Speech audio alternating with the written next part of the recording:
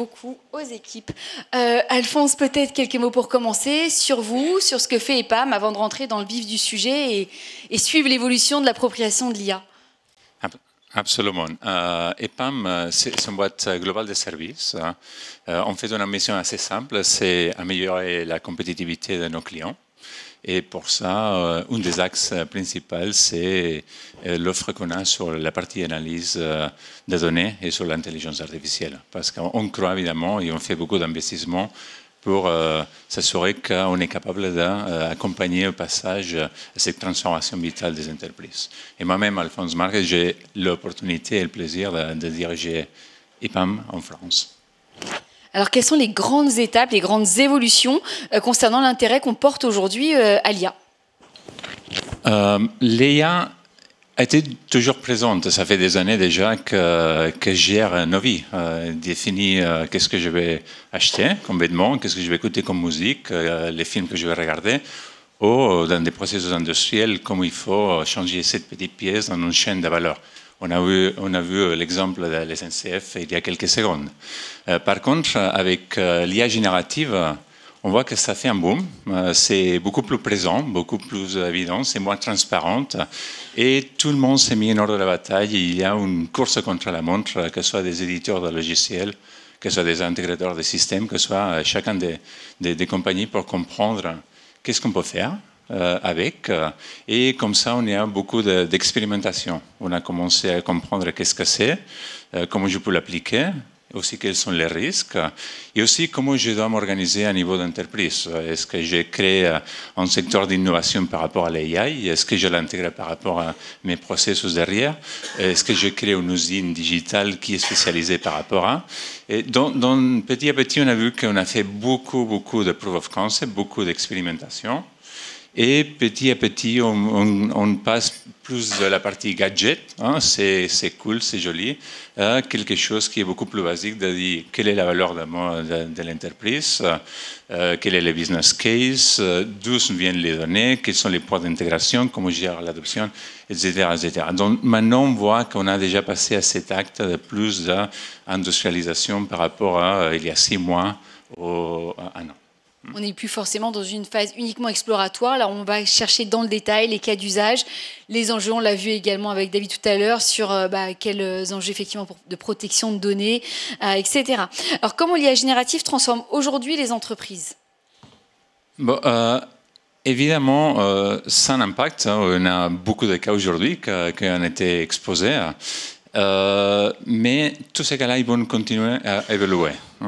Si je vois par exemple, nous, on a encore une bonne partie des chiffres des ventes par rapport au développement des logiciels.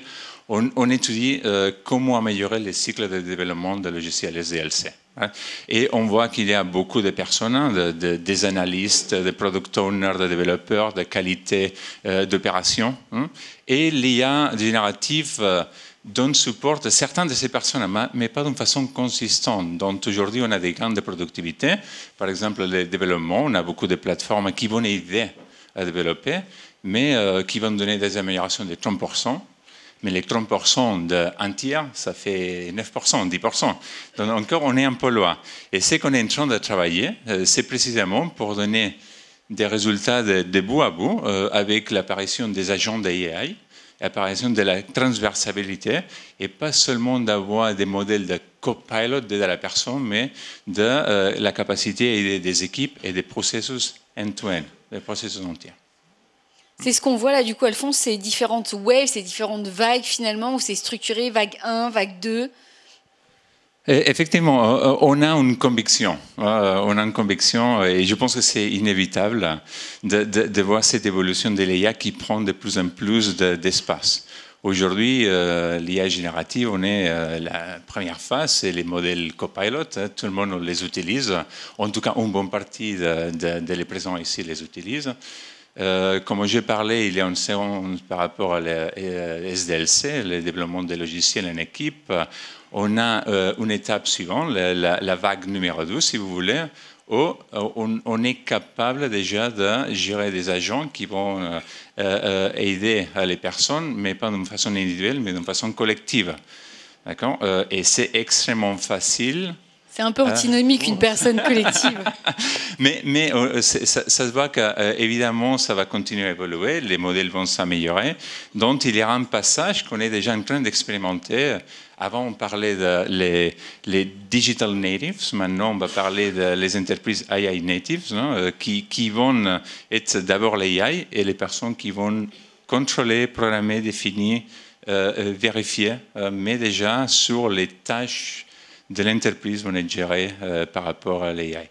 Et on peut voir qu'évidemment, la vague numéro 4, on aura une certaine autonomie et même on peut imaginer une façon d'évolution autopoïétique, si vous voulez, par rapport à l'évolution de l'IA. Donc on voit qu'encore on a beaucoup de chemins et ce qu'on fait aujourd'hui encore c'est très petit par rapport à la capacité qu'on sera capable d'ici 2 ans, 3 ans, 4 ans. Ce qui est sûr, c'est que le format, en fait, le schéma d'interaction entre homme-machine, il évolue en même temps que les usages, en fait.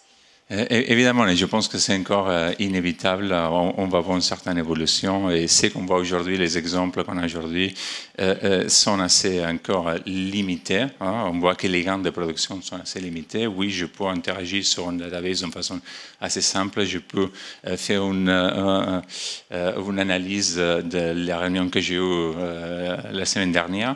Mais encore des gains de productivité end-to-end et que les machines fassent les tâches principales, ça c'est quand la productivité, ça va monter massivement. Moi, je rêve d'un jour où l'IA pourra appeler pour moi le SAV de chez Bouygues ou autre et que j'ai pu à le faire et atteindre 150 ans, ça me ferait bien plaisir. Peut-être une dernière question, c'est quelles organisations finalement adopter, comment on doit se remodifier en interne pour justement soutenir ce passage à l'échelle? Oui, en fait, on revient plutôt vers aujourd'hui. Hein.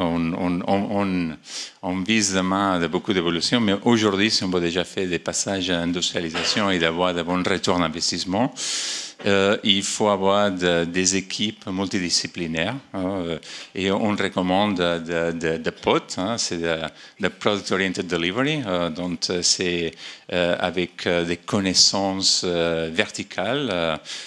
C'est pas la même chose si on fait des exemples sur la partie énergie, sur le langage, sur l'upstream, que si on fait sur les CPG retail, par exemple. Donc il y a des couches de connaissances très nécessaires, hein, parce qu'encore, quand on parle d'AI, il faut l'adapter. C'est des généralistes, ça ne va pas donner la valeur à mon entreprise, donc cette couche c'est nécessaire. Et après, on a des solutions, des équipes horizontales qui vont avoir des connaissances par rapport à les services clients, par rapport à la supply chain, par rapport à la logistique, etc., etc. Et aussi, on voit apparaître des couches qu'avant, peut-être c'était un peu moins nécessaire, mais qui prennent beaucoup de place, comme par exemple aujourd'hui, toute l'analyse de responsive AI, le traitement de données, s'assurer que les données sont, il n'y a pas de bias, etc., etc. Il y a toute la partie sécurité et aussi toute la partie opération avec LLM Ops qui prend de la place aujourd'hui. Donc des nouveaux métiers, qui prennent beaucoup plus de valeur. Un grand merci, Alphonse. Est-ce que vous souhaitez ajouter un mot avant de conclure ? Je pense qu'on vit dans un moment extrêmement intéressant. Tout s'accélère dans les deux parties. Je pense que c'est intéressant que chacun de nous pense aujourd'hui, mais aussi pense qu'est-ce qu'elle va représenter demain et s'adapter. Et tous les use cases, tous les outils qu'on a aujourd'hui, donc ça ne s'arrête pas là. On continue à évoluer, parce qu'à la fin, ça devient quelque chose d'assez simple. C'est comment j'améliore la productivité de mon entreprise, comment je suis plus efficace, comment j'améliore, comment j'ai diminué les coûts de base pour mes opérations. Et on revient sur la notion de valeur. Merci beaucoup, Alphonse, Merci pour notre échange.